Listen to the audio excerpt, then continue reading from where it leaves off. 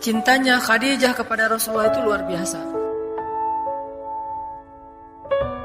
Sehingga Khadijah mau berkorban untuk mendukung dakwah Nabi dari seorang perempuan yang memiliki harta miliaran sampai jatuh miskin. Coba teman-teman bayangin seorang perempuan yang nikah dengan Nabi itu, Nabi gak punya apa-apa loh. Nabi anak yatim yang dirawat atau dipelihara oleh pamannya yang miskin. Lalu ketika Nabi punya sedikit modal, maka kemudian Khadijah melamar Nabi. Walaupun secara resminya Nabi yang melamar Khadijah, tapi kalau dilihat prakteknya Khadijah duluan yang melamar Nabi.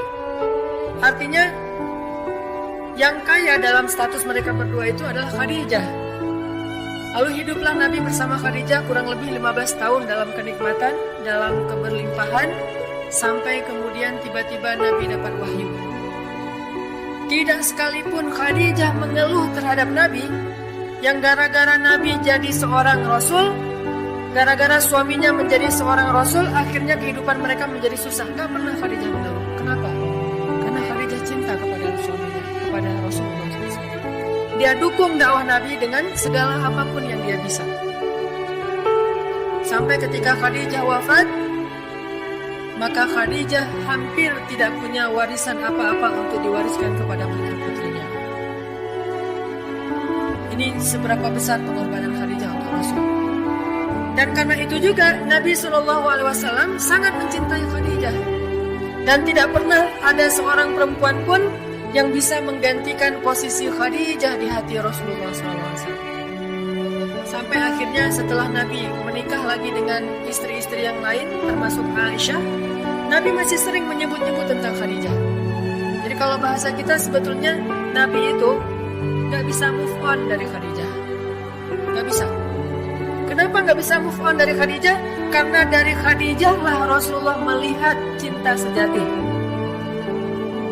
Kalau Aisyah itu cinta yang warna-warni, yang penuh dengan hal-hal yang indah, itu Aisyah. Tapi kalau Khadijah, cinta yang utuh, cinta yang sempurna. Di dalamnya ada tawa, di dalamnya ada air mata, di dalamnya ada pengorbanan, di dalamnya ada segala hal. Khadijah. Sehingga walaupun sudah menikah dengan Aisyah yang sangat-sangat cantik, bidadari, Rasulullah masih nyebut-nyebut tentang Khadijah. Kamu tahu nggak Khadijah kayak gimana? Ketika Aisyah cemburu kepada Khadijah, Rasulullah mengatakan, tidak boleh kalian cemburu kepada Khadijah, karena dialah orang yang pertama sekali mengorbankan hartanya ketika yang lain bersifat kikir kepada saya. Dia orang yang pertama beriman ketika yang lain kufur kepada saya. Dia yang pertama membantu dakwah saya ketika yang lain memusuhi saya. Khadijah. Saking Nabi gak bisa move on dari Khadijah, teman-teman. Kalau ada sepupu-sepupu Khadijah yang datang ke rumah Nabi, suaranya mirip suara Khadijah, logat ngomongnya itu mirip logat Khadijah.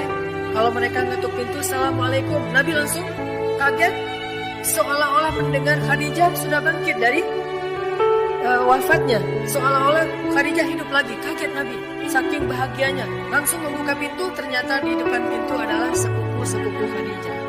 Dan Aisyah memperhatikan itu, beda banget. Nabi kalau yang lain ngetuk pintu, beliau membukakan, dengan kalau yang ngetuk pintu itu keluarga Khadijah. Saking gak bisa move on dari Khadijah. Ini cinta, susah untuk move on.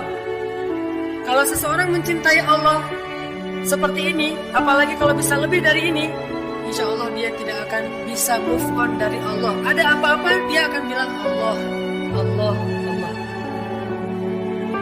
Ada masalah, iya karena abudu wa iya karena nasta'in. La haula wa la quwata illa billah, hasbiyallahu wa ni'mal wakil.